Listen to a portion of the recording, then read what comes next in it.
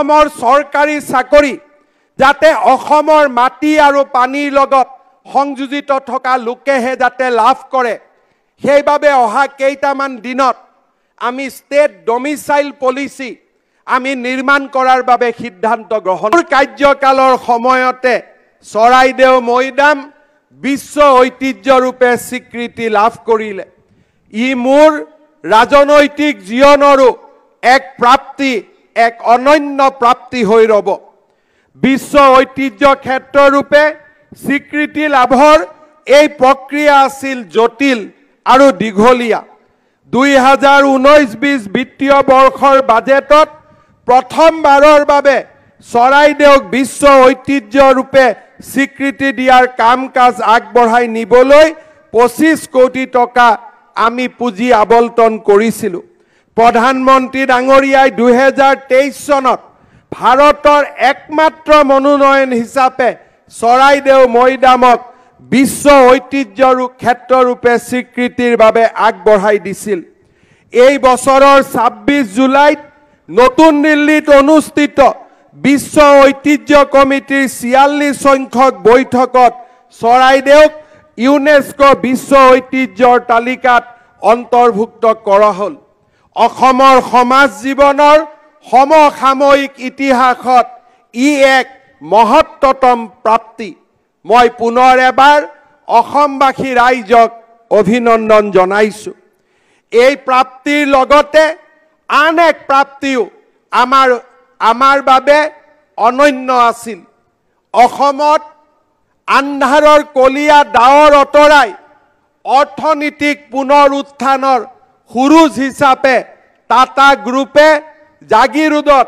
27,000 কোটি টকা ব্যয়েৰে semi conductor assembly test marketing and packaging ATMP স্থাপনৰ বাবে সিদ্ধান্ত গ্ৰহণ কৰে অসমৰ দীৰ্ঘকালীন ইতিহাসত কোনো দিনে 27,000 কোটি টকাৰ বিনিয়োগ হোৱা নাছিল যোৱা 78টা বছৰৰ ইতিহাসত টাটা গ্ৰুপে 27,000 কোটি টকা ব্যয় কৰিবলৈ আগবাঢ়ি অহাটোৱে অসমবাসী ৰাইজৰ বাবে অনন্য গৌৰৱ কঢ়িয়াই আনিছে আজিৰ এই সুন্দৰ দিনটোত মই অসমৰ অৰ্থনৈতিক পুনৰ উত্থানৰ বাটকটীয়া হিচাপে টাটা সেমি কণ্ডাক্টৰ ইণ্ডাষ্ট্ৰী সফল হওক তাৰ বাবে মই আকৌ এবাৰ নেদেখা জনৰ ওচৰত প্ৰাৰ্থনা কৰিম এই বছৰত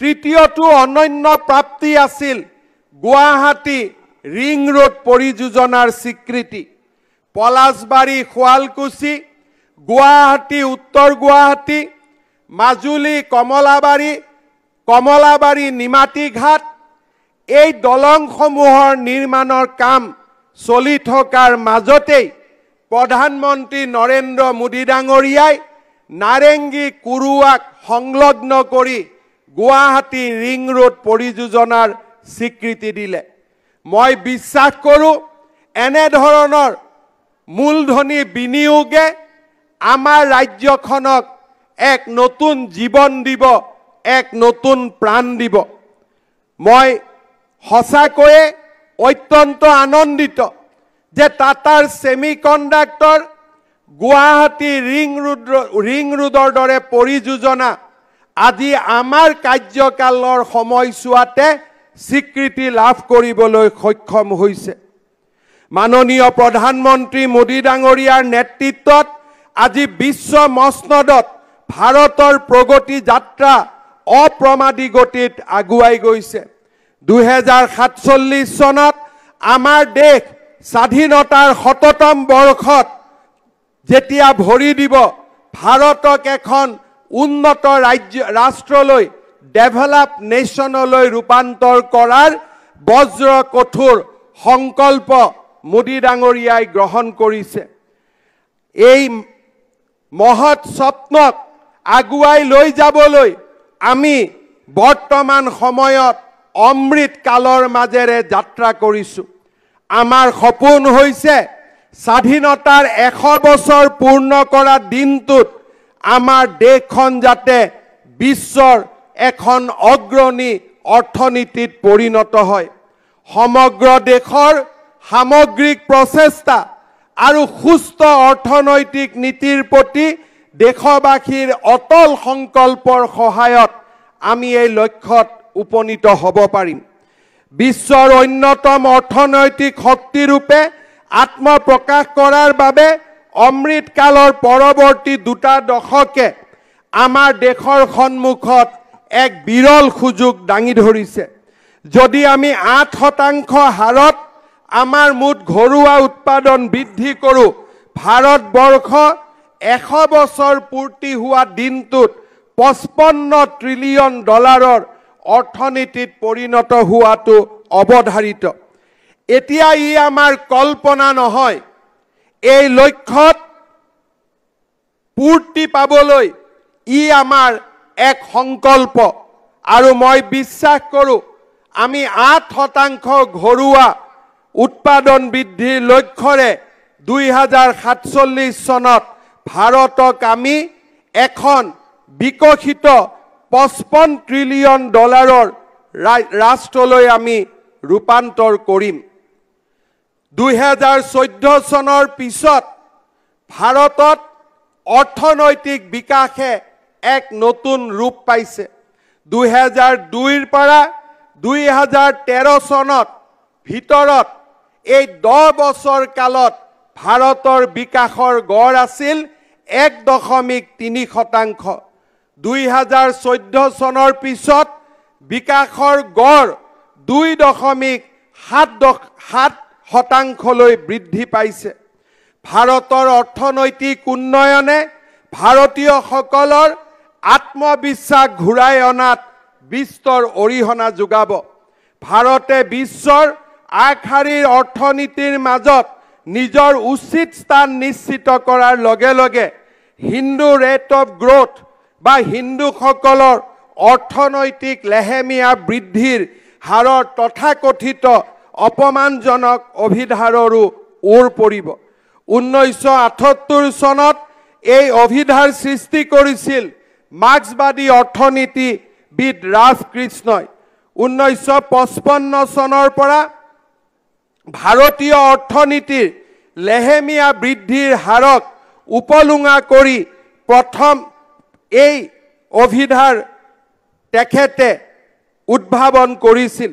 স্বাধীনতাৰ প্ৰথম 3টা দশকত ভাৰতৰ অৰ্থনীতি 4%তকৈও কম হাৰত বৃদ্ধি পাইছিল আৰু ৰাজকৃষ্ণই ইয়াক হিন্দু বৃদ্ধিৰ হাৰ বুলি উপলুঙা কৰিছিল। মই বিশ্বাস কৰোঁ আজি আমাৰ দেশ যি ধৰণে অৰ্থনৈতিক উন্নয়নৰ দিশত গতি কৰিছে, ৰুছিয়া, ইউক্ৰেইন, ইজৰাইল, ইৰাণ এই সমগ্ৰ বিশ্ব পৰিঘটনাৰ পিছতো যি ধৰণে অৰ্থনৈতিক উত্থানৰ মানদণ্ড অব্যাহত ৰাখিছে, মই বিশ্বাস কৰোঁ সি আমাক 2047 চনত আমাৰ লক্ষ্য প্ৰাপ্তিৰ ফালে আগবঢ়াই লৈ যাব। প্ৰাচীন ভাৰতৰ কৌটিল্য অৰ্থশাস্ত্ৰ আৰু থিৰুকুলৰ দৰে পুৰাতন পৰম্পৰাত শিপাই থকা হৈছে ই আমাৰ ঐতিহ্যৰ এক অপৰিহাৰ্য অংগ। ভাৰতৰ অৰ্থনৈতিক পুনৰুদ্ধাৰৰ লগতে প্ৰধানমন্ত্ৰী নৰেন্দ্ৰ মোদীয়ে আমাৰ সাংস্কৃতিক ঐতিহ্য উভতাই অনাৰ ক্ষেত্ৰত সমস্ত শক্তি বিনিয়োগ কৰিছে। অযোধ্যাত ৰাম মন্দিৰৰ উত্থান ই ভাৰতৰ সভ্যতা সংস্কৃতিৰ পুনৰ উত্থানৰ এক উজ্জ্বল উদাহৰণ। ভাৰতৰ অমৃতকালত ভাৰতৰ অৰ্থনীতি যেনেকৈ আগবাঢ়ি গৈছে, আমাৰ ৰাজ্যখনেও সেই সোণসেৰীয়া যাত্ৰাত আজি নিজকে যোগদান কৰিবলৈ সক্ষম হৈছে।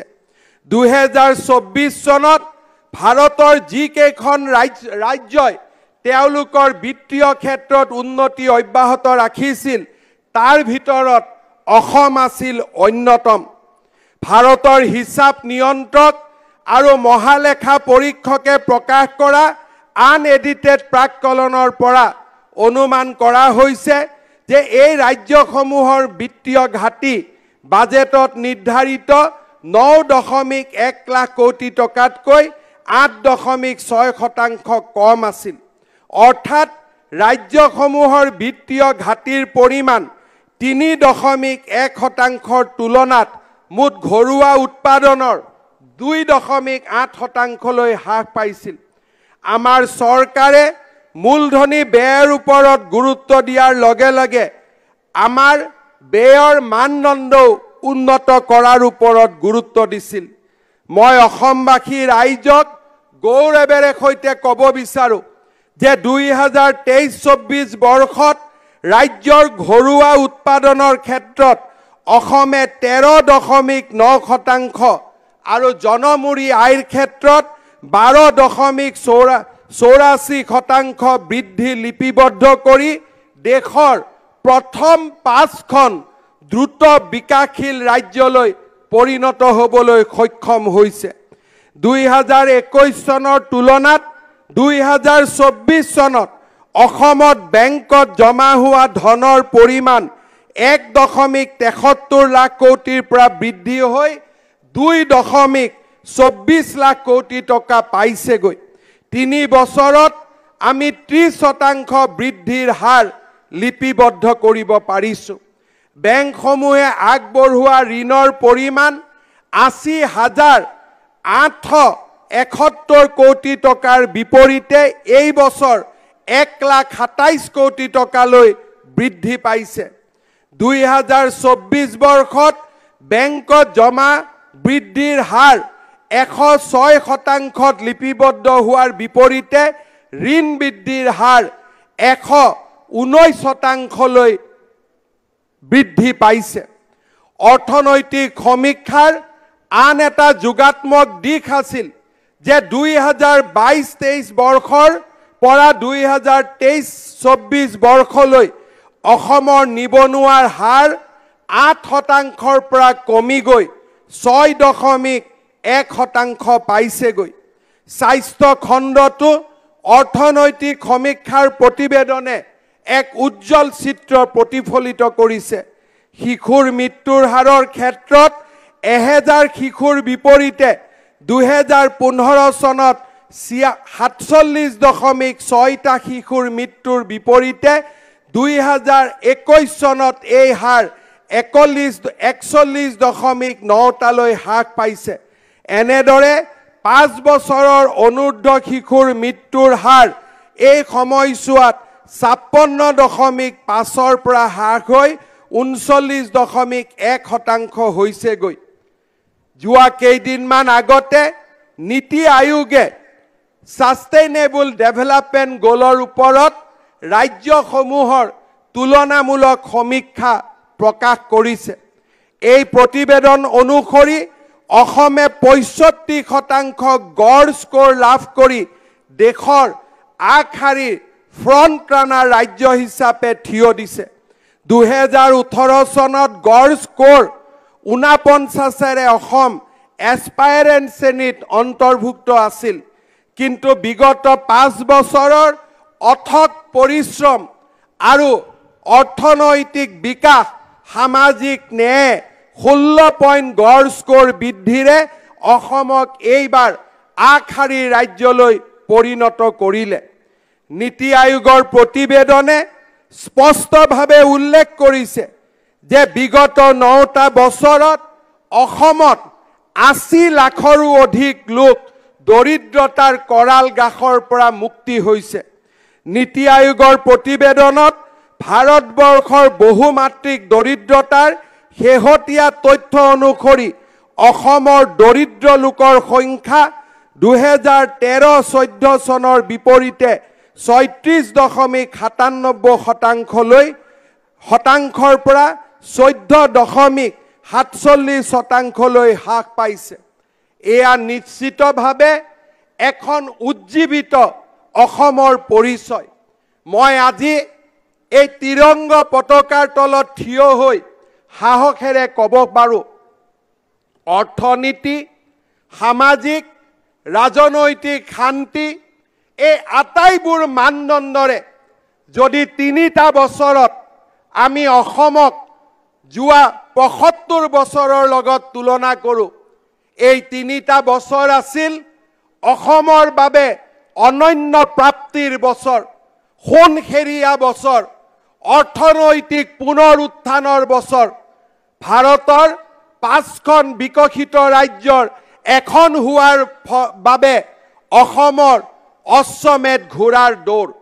মই আজিৰ দিনটোত ৰাইজক আহ্বান জনাম, শান্তি শৃংখলা, আন্দোলন বিবৰ্জিত পৰিৱেশ, এই সকলোবোৰৰ বাবে আজি অসম এখন বিকশিত ৰাজ্যলৈ পৰিণত হোৱাৰ পথত আগবাঢ়িছে।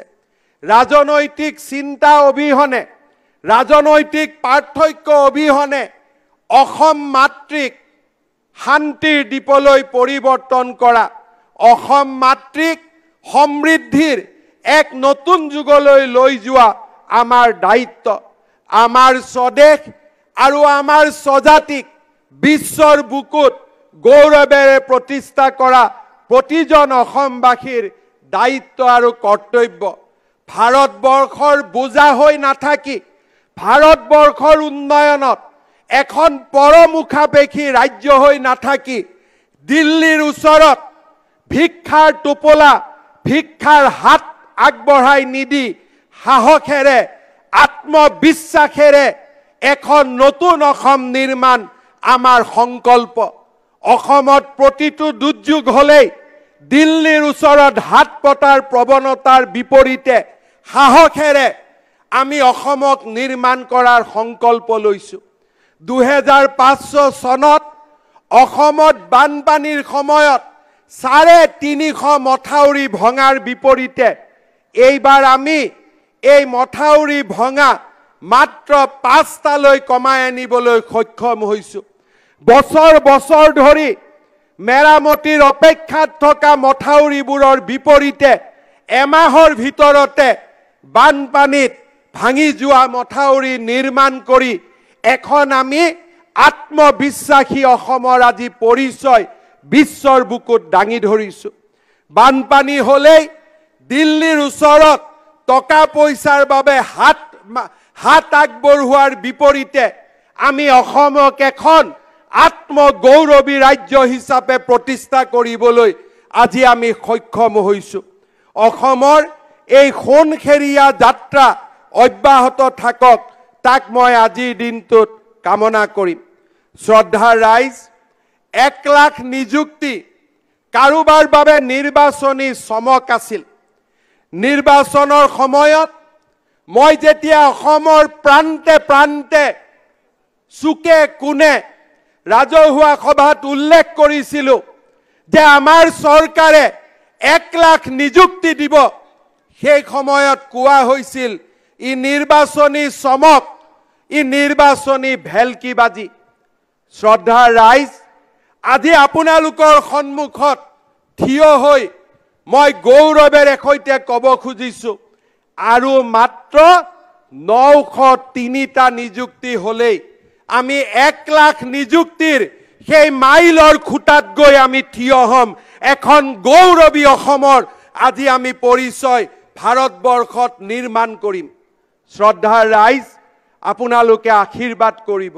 1 লাখৰ দেওনা পাৰ হৈ গৈ এতিয়া চৰকাৰী নিযুক্তিক 1.5 লাখলৈ লৈ যোৱাৰ বাবে আমি ধাৱমান হ'বলৈ সংকল্প গ্ৰহণ কৰিছোঁ। অসমত আজি এনে এখন চৰকাৰ আজি আমি দিবলৈ চেষ্টা কৰিছোঁ যে নিৰ্বাচনৰ সময়ত কোৱা প্ৰতিটো কথাই যাতে বাস্তৱত ৰূপায়িত হয়। ৰাজনীতি কৰা লোকসকলৰ বাবে আমি যাতে এটা নতুন পৰম্পৰাৰ সৃষ্টি কৰিব পাৰোঁ। বিভিন্ন ফালৰ পৰা অহা ব্যক্তিগত আক্ৰমণ আৰু বিভিন্ন ফালৰ পৰা অহা ৰাজনৈতিক আক্ৰমণৰ পিছতো মই মোৰ প্ৰতিশ্ৰুতিত অটল হৈ থিয় হৈ আছোঁ যে ৰাজ্যবাসীক দিয়া প্ৰতিটো প্ৰতিশ্ৰুতি আমাৰ কাৰ্যকালৰ ভিতৰতে আমি ৰূপায়ণ কৰিম। আজি বিৰোধী দলেই হওক, আমাক সমালোচনা কৰা ব্যক্তিসকলেই হওক, চৰকাৰৰ কোনো এখন আঁচনিতে ভুল উলিয়াবলৈ সক্ষম হোৱা নাই। আমাৰ দুখ এটাই যে আমি কিহৰ বাবে অসমক এই ধৰণে বিকাশৰ গতিলৈ লৈ গৈছো। বুদ্ধিজীৱীসকলে আমাক সমালোচনা কৰে যে ইমান স্পীডত কিয়, গতি ইমান তীব্ৰ কিয়। মই এটাই উত্তৰ দিম, মোৰ জীৱনকালতে, আমাৰ জীৱনকালতে আমি বিচাৰো আমাৰ অসম ভাৰতৰ 5খন বিকশিত ৰাজ্যৰ ভিতৰত এখন হওক। গতি থমকি ৰ'ব নোৱাৰে, গতি তীব্ৰতৰৰ পৰা তীব্ৰতৰ হ'ব লাগিব। আকাশ চোৱাৰ সপোন আমাৰ থাকিব লাগিব। শ্ৰদ্ধাৰ ৰাইজ, জাতি মাটি ভেটি ৰক্ষাৰ বাবে আমি আজি এক বিশাল সংগ্ৰামত আমি নিজকে লিপ্ত কৰিছো। মই নিজেও জানো অসমত জনসংখ্যাৰ যি পৰিৱৰ্তন হৈছে, জনগাঁথনিৰ যি পৰিৱৰ্তন হৈছে, এই পৰিৱৰ্তনে অসমৰ খিলঞ্জীয়া লোকক আজি এক ৰক্ষণাত্মক পৰিৱেশলৈ ঠেলি দিছে। আজি 12খন 13খন জিলাত আমি সংখ্যালঘুত পৰিণত হৈছো। আজি আমাৰ ৰাজ্যৰ চাৰিওফালে শক্তিশালী চৰকাৰ এখন নাথাকিলে প্ৰতিটো দিনতেই খিলঞ্জীয়া লোকসকলে বিপদৰ সন্মুখীন হৈছে। মই বিশ্বাস কৰোঁ, মই সূৰুজৰ পোহৰ নহয়, সূৰুজৰ দৰে মোৰ শৰীৰত পোহৰ নাই, কিন্তু এডাল মমৰ দৰে শেষ হৈ নোযোৱালৈকে অসমৰ খিলঞ্জীয়া লোকসকলৰ আশাৰ সেই দীপ্তমান পোহৰ হৈ মই জীয়াই থাকিব বিচাৰোঁ। আৰু সেইবাবে অনাগত দিনটোত আমি কেইবাটাও নতুন প্ৰচেষ্টা হাতত ল'ব খুজিছোঁ। অবিভক্ত গোৱালপাৰা জিলাত যাতে কোনো কাৰণতে জনজাতীয়, অনুসূচিত জাতি আৰু অন্যান্য পিছপৰা জাতিৰ মাটিৰ বিক্ৰী আন সম্প্ৰদায়ৰ ওচৰলৈ যাব নোৱাৰে, তাৰ বাবে আমি এখন কঠোৰ ৰাজহ আইন অনাৰ বাবে সিদ্ধান্ত গ্ৰহণ কৰিছোঁ। এই সিদ্ধান্তই অবিভক্ত গোৱালপাৰা জিলাৰ কোচ ৰাজবংশী, নাথ, সূত্ৰধাৰ, বড়ো, ৰাভা সকলো জনগোষ্ঠীৰ ভূমিৰ অধিকাৰক সুৰক্ষিত কৰিব। বিধানসভাৰ এই অধিৱেশনতে আমাৰ সাংস্কৃতিক পীঠস্থান বৰপেটা, মাজুলী আৰু বটদ্ৰৱাৰ ভূমি কোনো কাৰণতে যাতে আন সম্প্ৰদায়ৰ হাতলৈ যাব নোৱাৰে, তাৰ বাবেও এখন কঠোৰ ৰাজহ আইন অনাৰ বাবে আমি সিদ্ধান্ত গ্ৰহণ কৰিছোঁ। মাইক্ৰ' ট্ৰাইবেল বেল বিষ্ণুৰাম মেধি আৰু লোকপ্ৰিয় গোপীনাথ বৰদলৈ অসমত ট্ৰাইবেল বেল্ট এণ্ড ব্লক গঠন কৰিছিল, কিন্তু ট্ৰাইবেল বেল্ট আৰু ব্লকৰ বাহিৰত থকা জনজাতীয় লোকসকলক ভূমিৰ সুৰক্ষা দিবলৈ আমি মাইক্ৰ' ট্ৰাইবেল বেল্ট গঠনৰ সিদ্ধান্ত গ্ৰহণ কৰিছোঁ। এটা সম্প্ৰদায়ৰ পৰা আন এটা সম্প্ৰদায়লৈ ভূমি হস্তান্তৰ যাতে অতি সহজে হ'ব নোৱাৰে, আমাৰ হাতত থকা শেষ মাটিখিনিও যাতে আমি ৰক্ষা কৰিব পাৰোঁ, তাৰ বাবেও আন এখন আইন অনাৰ বাবে আমি সিদ্ধান্ত গ্ৰহণ কৰিছোঁ।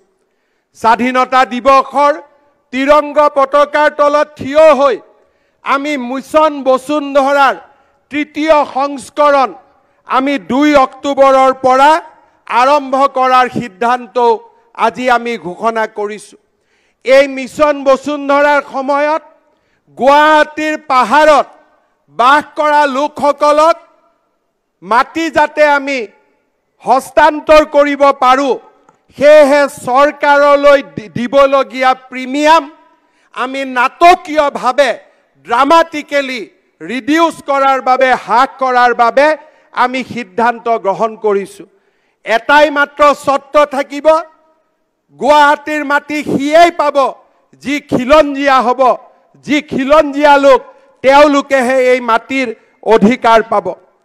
ইয়াৰ লগে লগে আমাৰ অসমৰ চাহ বাগিচাসমূহৰ লাইনৰ মাটি যাতে আমি চাহ বাগিচাৰ শ্ৰমিকসকলক উভতাই পাব পাৰোঁ, তাৰ বাবেও এটা দীৰ্ঘম্যাদী কামৰ আৰম্ভণি আমি এই বছৰৰ পৰা কৰিব বিচাৰিছোঁ।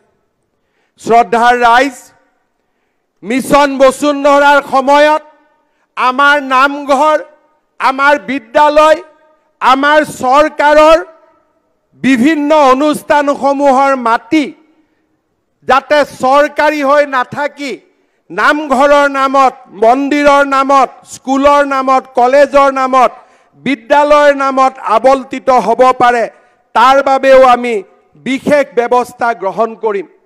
ৰাজ্যৰ ৰাজহ আইনে আৰু ৰাজহ ব্যৱস্থাই যাতে প্ৰতিগৰাকী লোকক সহজভাৱে সেৱা আগবঢ়াব পাৰে, তাৰ বাবে অসমত আমি ৭৪টা নতুন মহকুমা বা সমজিলা আমি অহা ২ অক্টোবৰত নিৰ্মাণ কৰাৰ বাবে সিদ্ধান্ত গ্ৰহণ কৰিছোঁ। বড়ো চুক্তি অনুসৰি ৬০খন নতুন গাঁও অবিভক্ত শোণিতপুৰ জিলাৰ নতুন গাঁও BTAD-লৈ ট্ৰান্সফাৰ কৰি আমি আমাৰ এক জাতীয় দায়িত্ব পালন কৰিলোঁ। শ্ৰদ্ধাৰ ৰাইজ, আমি অসমৰ জৈৱ বৈচিত্ৰ্য ৰক্ষাৰ বাবে আমি এক বিশেষ কামত লিপ্ত হৈছোঁ। যোৱা ৩টা বছৰত ১৬৭ স্কুৱেৰ কিলোমিটাৰ ভূমি আমি এক বিশেষ সম্প্ৰদায়ৰ ৰাইজৰ পৰা উদ্ধাৰ কৰি অসমৰ বনভূমিক আৰু অধিক খৰস্ৰোতা কৰিবৰ বাবে আমি সফল হৈছোঁ। ১৬৭ স্কুৱেৰ কিলোমিটাৰ মানে চণ্ডীগড়তকৈও ডাঙৰ এনে বিশাল ভূমি গৰুখুটিৰ পৰা যি যাত্ৰা আমি আৰম্ভ কৰিছিলোঁ, কাজিৰঙাৰ পৰা এই সমগ্ৰ সময়ছোৱাত লামডিঙলৈকে বটদ্ৰৱালৈকে ১৬৭ স্কুৱেৰ কিলোমিটাৰ যি বনভূমি এটা বিশেষ সম্প্ৰদায়ৰ লোকে দখল কৰি আছিল, তাক আমি উচ্ছেদ কৰি বন বিভাগলৈ হস্তান্তৰ কৰিবলৈ আমি সক্ষম হৈছিলোঁ। আজি এই স্বাধীনতাৰ তিৰংগ পতাকাৰ তলত থিয় হৈ অসমৰ ৭খন ৰাষ্ট্ৰীয় উদ্যান কাজিৰঙা, মানস, ডিব্ৰু-ছৈখোৱা, ওৰাং, ৰাইমনা, দিহিং পাটকাই আৰু নামেৰীৰ লগত অসমৰ ৮মখন ৰাষ্ট্ৰীয় উদ্যান হিচাপে BTAD-ৰ চিকনাঝাৰক আমি ঘোষণা কৰিবলৈ পাই গৌৰৱ অনুভৱ কৰিছোঁ। শ্ৰদ্ধাৰ ৰাইজ, লাহে লাহে আমি অসমৰ বানপানীৰ সমস্যাৰ স্থায়ী সমাধানৰ পথো অংকন কৰিবলৈ প্ৰচেষ্টা কৰিছোঁ। লেণ্ড ৰিক্লেমেশ্যন, ব্ৰহ্মপুত্ৰই যি মাটি লৈ গৈছিল তাক পুনৰ উদ্ধাৰৰো আমি এক নতুন কাৰ্যসূচী ৰূপায়ণ কৰিছোঁ। বগী নদীৰ তলত এক বিশাল ভূমি আমি ব্ৰহ্মপুত্ৰৰ পৰা উদ্ধাৰ কৰাৰ প্ৰথম প্ৰচেষ্টাত আমি সফল হৈছিলোঁ। মই বিশ্বাস কৰোঁ যে অসমৰ বানপানীৰ স্থায়ী সমাধানৰ লগতে ব্ৰহ্মপুত্ৰত জাহ যোৱা, জিন যোৱা ভূমি আমি পুনৰ উদ্ধাৰৰ বাবে এক দীৰ্ঘম্যাদী আঁচনি আমি ৰূপায়ণ কৰিব পৰা পৰিৱেশত আজি আহি থিয় হৈছোঁ। শ্ৰদ্ধাৰ ৰাইজ, আপোনালোকে জানে যে আমাৰ চৰকাৰে দায়িত্ব লোৱাৰ পৰা আমি অসমত এটা নতুন সংস্কৃতি আৰম্ভ কৰাৰ বাবে প্ৰচেষ্টা কৰিছিলোঁ। এখন কৰুণাময়ী সমাজ, এখন মমতাময়ী সমাজ, যিখন সমাজে আমাৰ জ্যেষ্ঠজনক সুৰক্ষা দিয়ে। পিতৃ মাতৃ বন্দনা কাৰ্যসূচীৰে ৬ আৰু ৮ নৱেম্বৰত আমি পুনৰ এবাৰ চৰকাৰী কৰ্মচাৰীসকলক পিতৃ মাতৃৰ লগত ৫টা দিন কটোৱাৰ বাবে সুযোগ আৰু আমি সুবিধা আমি প্ৰদান কৰিম অসমৰ বেচৰকাৰী খণ্ডৰ স্বত্বাধিকাৰ সকলকো মই আহ্বান জনাম যে আপোনালোকেও আপোনালোকৰ প্ৰতিষ্ঠানত কাম কৰা প্ৰতিজন কৰ্মচাৰীক 6, 7, 8, 9, 10 শুক্ৰ শনি ৰবি বুধ বৃহস্পতি এই 5টা দিন আপোনালোকে ছুটি দিবৰ বাবে চেষ্টা কৰক যাতে আমি সকলোৱে মিলি পিতৃ মাতৃৰ ওচৰলৈ পুনৰ উভতি যাব পাৰো শ্ৰদ্ধাৰ ৰাইজ আমাৰ চৰকাৰে এজন চৰকাৰী কৰ্মচাৰীৰ মৃত্যু হলে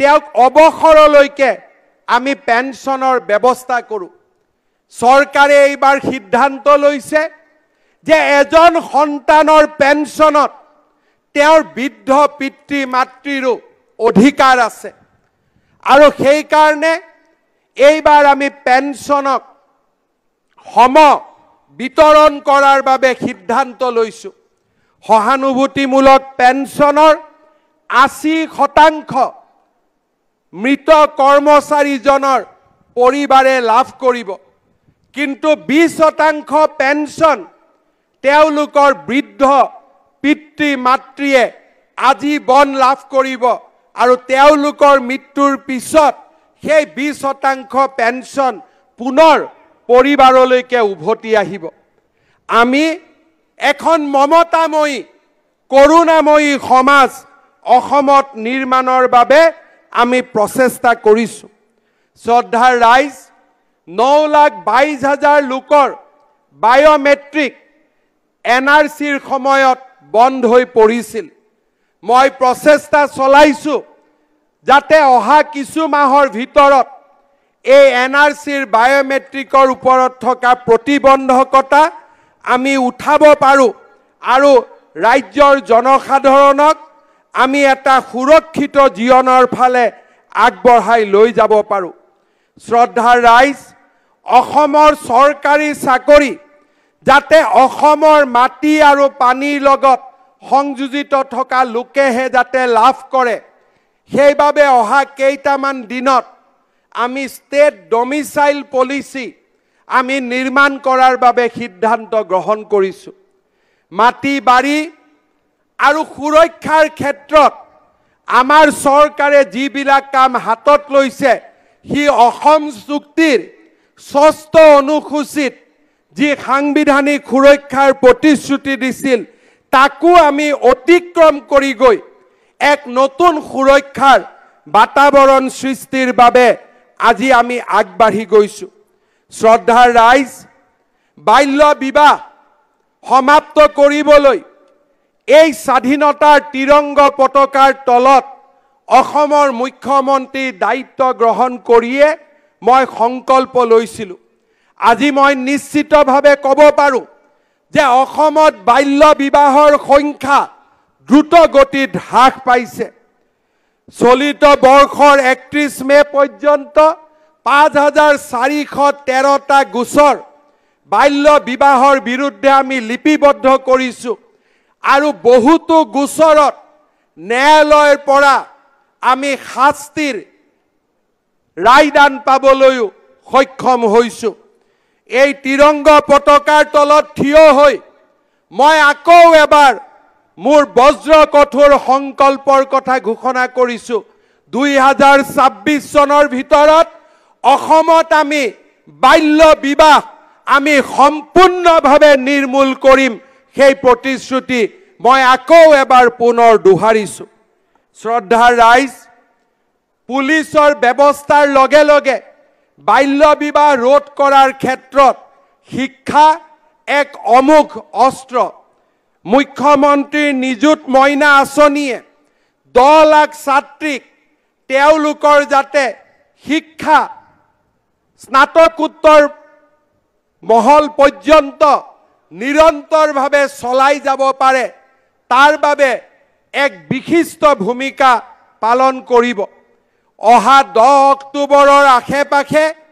এই নিযুত মইনা আঁচনিখনে অসমৰ উচ্চতৰ মাধ্যমিক প্ৰথম বৰ্ষ স্নাতক প্ৰথম বৰ্ষ আৰু স্নাতকোত্তৰ বৰ্ষৰ প্ৰথম স্নাতকোত্তৰ প্ৰথম বৰ্ষৰ ছাত্ৰীসকলক সামৰি আত্মপ্ৰকাশ কৰিব। শ্ৰদ্ধাৰ ৰাইজ, অহা এবছৰৰ ভিতৰত অসমত আকৌ 20 লাখ লোকলৈ পৰিয়াল পৰিচয় পত্ৰ বা ৰেচন কাৰ্ড প্ৰদানৰ দিশতো আমি আগবাঢ়ি যাবলৈ সিদ্ধান্ত গ্ৰহণ কৰিছোঁ। শ্ৰদ্ধাৰ ৰাইজ, 1 লাখ নিযুক্তিৰ লগে লগে 1 লাখ যুৱকক উদ্যোগ সংস্থাপনৰ বাবে 2 লাখ টকাৰ আৰ্থিক সাহায্য আগবঢ়োৱাৰ মুখ্যমন্ত্ৰীৰ আত্মনিৰ্ভৰ অসম আঁচনিখনেও অহা অক্টোবৰ মাহত আত্মপ্ৰকাশ কৰিব। আয়ুষ্মান ভাৰতৰ জৰিয়তে আৰু মুখ্যমন্ত্ৰীৰ আয়ুষ্মান অসম আঁচনিৰ জৰিয়তে আমি অসমৰ 2,33 লাখ পৰিয়ালক বিনামূলীয়া স্বাস্থ্য সেৱা আগবঢ়াই দিবলৈ সক্ষম হৈছোঁ। কেঞ্চাৰ চিকিৎসাৰ ক্ষেত্ৰত 17খনকৈ কেঞ্চাৰ চিকিৎসালয় নিৰ্মাণ কৰি আজি অসমে এক নতুন দিগন্তত ভৰি দিছে। 13খন মেডিকেল কলেজ স্থাপনৰ পিছত এই বছৰত গুৱাহাটীৰ দ্বিতীয়খন medical college, Pragjyotishpur medical college আৰু 2025 চনত 3খন নতুন মেডিকেল কলেজ বঙাইগাঁও, সোণাৰী আৰু বিশ্বনাথত আত্মপ্ৰকাশ কৰিব।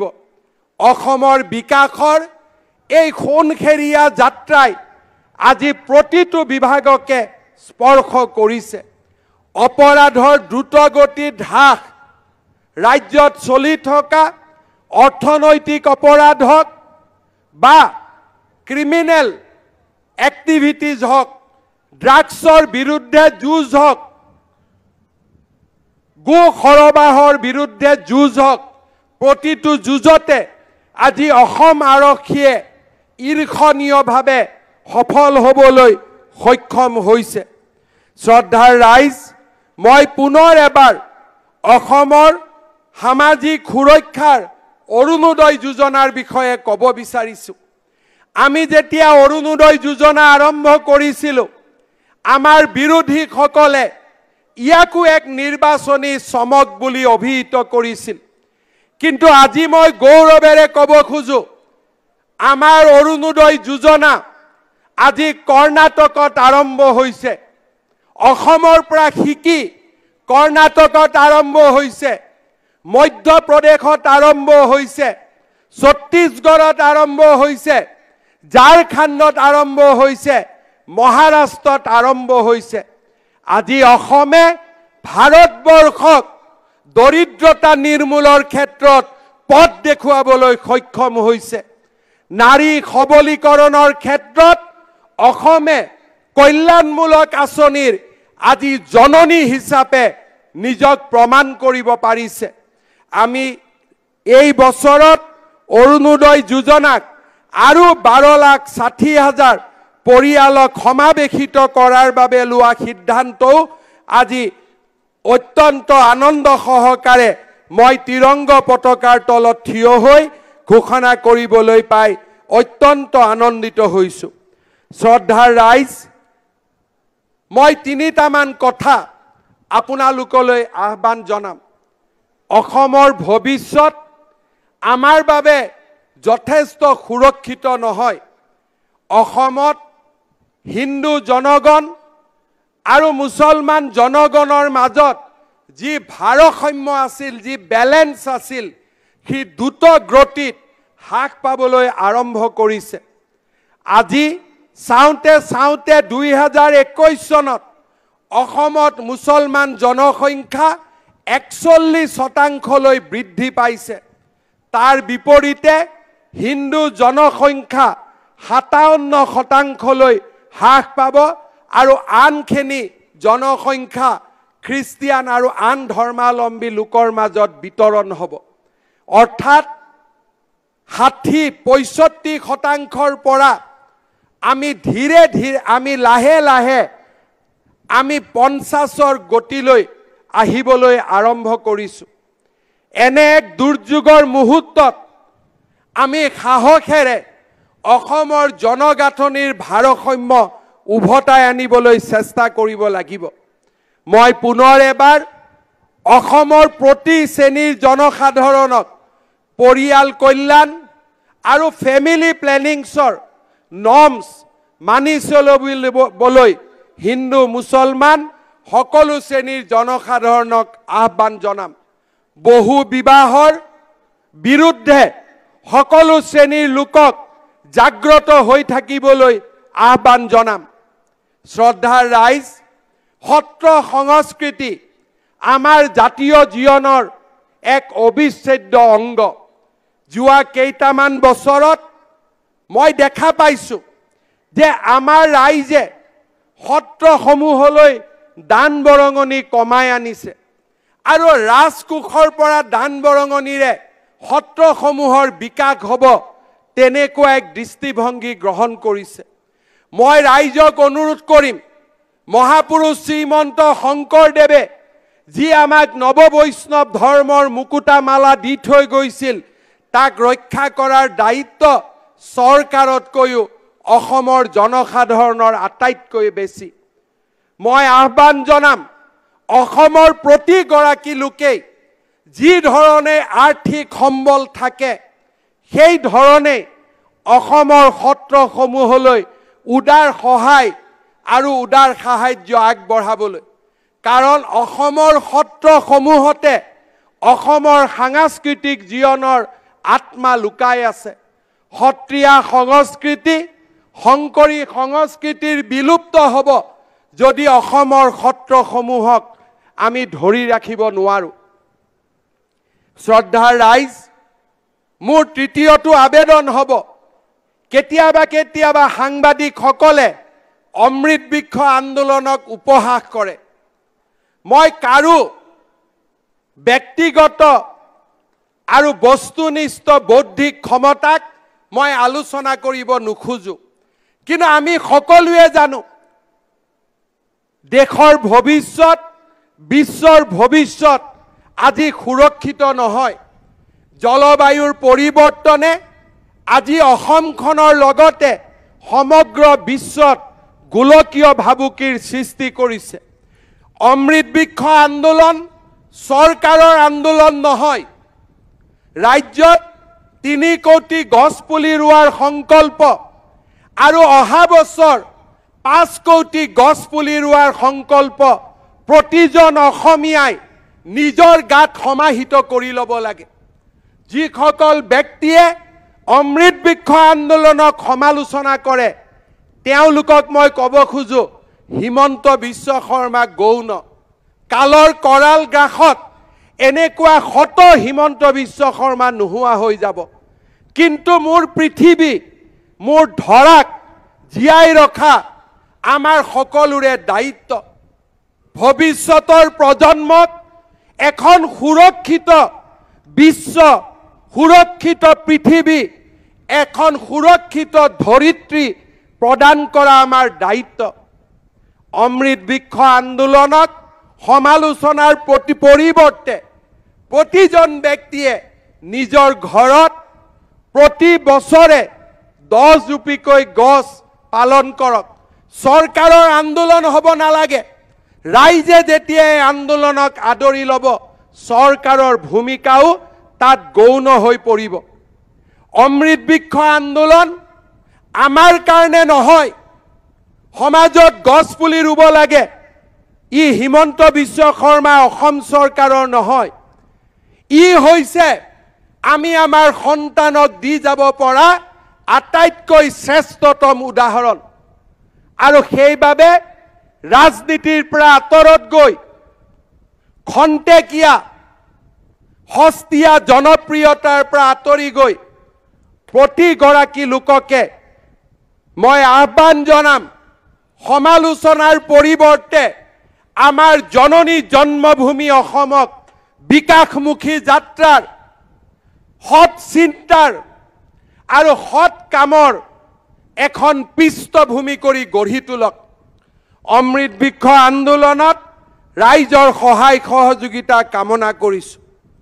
শ্ৰদ্ধাৰ ৰাইজ, 1 লাখ চৰকাৰী কৰ্মসংস্থাপন, নিবনুৱাৰ সংস্থাপনৰ লগে লগে অসমত এক নতুন কৰ্ম সংস্কৃতিৰ সৃষ্টি হওক হি আছিল মোৰ লক্ষ্য চৰকাৰী কাৰ্যালয়ত গৈ কোনো লোকে যাতে হাৰাশাস্তিৰ সন্মুখীন হ'ব নোৱাৰে হি হ'ব লাগে আমাৰ অমুক সংকল্প যেতিয়া চৰকাৰী কৰ্মচাৰীয়ে উপঢৌকন লৈ পুলিচৰ ওচৰত হাত থিয় কৰে আৰু সেই কৰ্মচাৰীজন যেতিয়া অসমীয়া হয় সেই মুহূৰ্তত মই প্ৰাপ্তিৰ আনন্দ অনুভৱ নকৰোঁ সেই মুহূৰ্তত মোৰ শিৰ লজ্জাত অৱনমিত হয় আমি আমাৰ জননী জন্মভূমিক আমি কলংকিত কৰিব নোৱাৰোঁ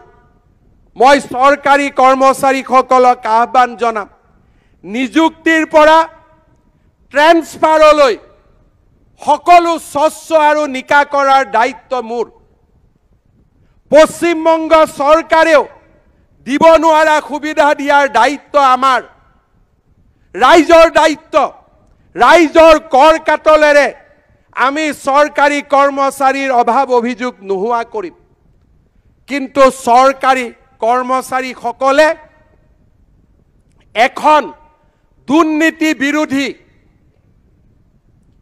সমাজ নিৰ্মাণ কৰাৰ দায়িত্ব গ্ৰহণ কৰিব লাগিব মই আশা কৰিম আমাৰ চৰকাৰক নতুনকৈ নিযুক্তি হোৱা 1 লাখ কৰ্মচাৰীয়ে কৰ্ম সংস্কৃতিৰ এক নতুন প্ৰাণেৰে অসমৰ চৰকাৰী কাৰ্যালয়সমূহলৈ এক নতুন কৰ্ম সংস্কৃতিৰ পৰম্পৰা কঢ়িয়াই আনিব জ্যেষ্ঠ কৰ্মচাৰীৰ আশীৰ্বাদেৰে কনিষ্ঠসকলে হাতে হাত ধৰি দুখীয়া আৰু দৰিদ্ৰ ৰাইজৰ সাৰথি হৈ থিয় দিব আজিৰ দিনটোত মই ঘোষণা কৰিছো যে অহা 2 অক্টোবৰ তাৰিখে আমি ৰাইট টু পাব্লিক সাৰ্ভিস চৰকাৰী সেৱাৰ অধিকাৰ এই আয়োগখনক আমি আনুষ্ঠানিকভাৱে আৰম্ভ কৰিম